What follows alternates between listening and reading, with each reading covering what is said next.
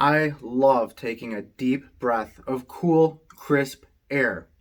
We are lucky enough that most of us have air conditioning in our homes. But fish don't have the benefit of artificial air conditioning, and they need cooler water on these hot days. For them, it's not just a comfort thing, it's a survivability thing.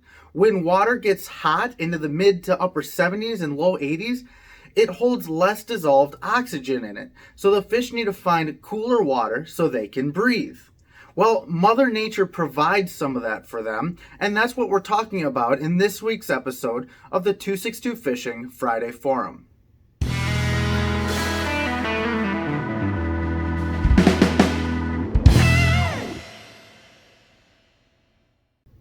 Tomorrow is the 4th of July, and for some of us that might mean an extended weekend to go fishing so we can take our time, relax, and enjoy the search for the giant bass.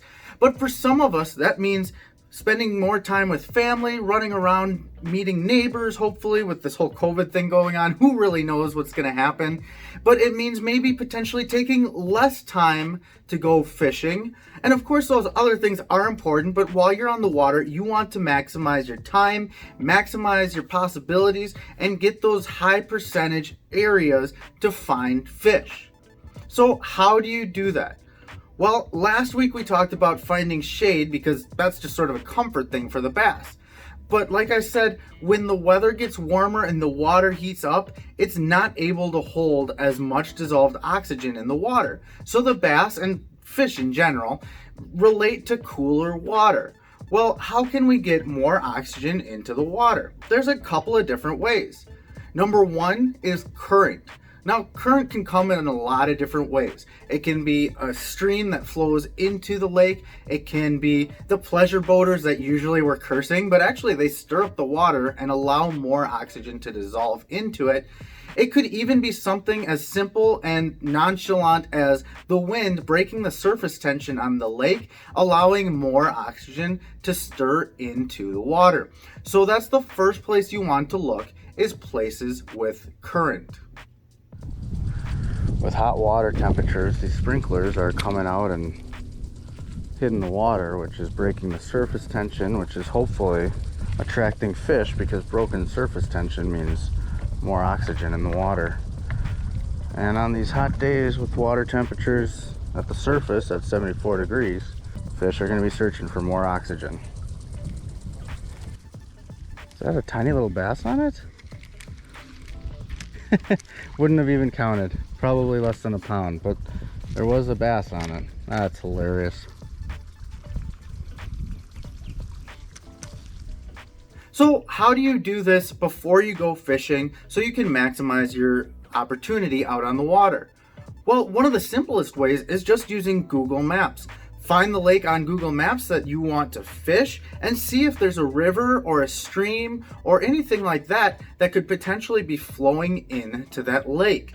I'd highly recommend going and starting with that spot where the river flows in or the stream flows in or whatever current flows in, because that's probably where you'll find the fish. We often hear about fishing the windblown shore, and usually this has to do with bait fish being blown into that shore. And of course, where the bait fish are, that's where the game fish are going to be. But also, if you have more wind on one side of the lake than the other, that water is going to get churned up. More water will be able to dissolve the oxygen into the water, and you'll likely find more fish in that area as well. Now, of course, pleasure boaters stirring up the water is probably going to mess with your day, so I'll leave it up to you if you want to try and fight all the wake and the currents and the loud noises and everything else associated with pleasure boating. Now, I'm not trying to knock on pleasure boating. I need to throw that out there real quick because there are times where I'm a pleasure boater myself, but just so you're aware that the churning of the water will give you more oxygen, but it also might make you a little seasick. Another key feature to look for is submerged vegetation. What I mean by submerged vegetation is basically plants that are underwater. Now, this is absolutely huge because plants underwater are just like plants above ground. They produce oxygen as part of photosynthesis in their process of making food.